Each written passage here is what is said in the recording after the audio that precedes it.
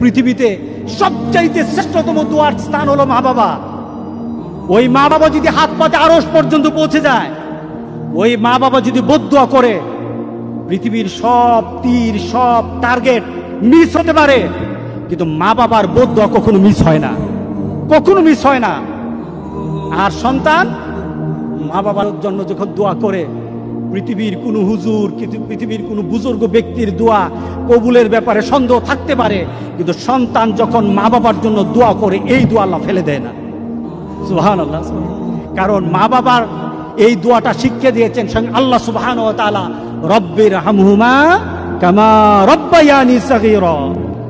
আপনি কবরে থাকবেন, আপনি প্রত্যেক নামাজে আপনার সন্তান দোয়া করবে আপনার জন্য, রব্বির হামহুমা কামা রব্বায়ানি সাগীরা। পড়েন, মা বাবার জন্য দোয়া করেন প্রতি নামাজে বলেন মা বাবার জন্য, রব্বির হামহুমা কামা রব্বায়ানি সাগীরা।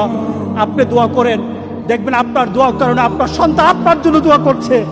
আপনাকে আল্লাহ যেন এমন সুযোগ করে দেয়, এমন কুলাঙ্গার সন্তান যেন আমাদের সন্তানগুলো আল্লাহ না বানায়। সবাই বলেন আল্লাহুম্মা আমিন।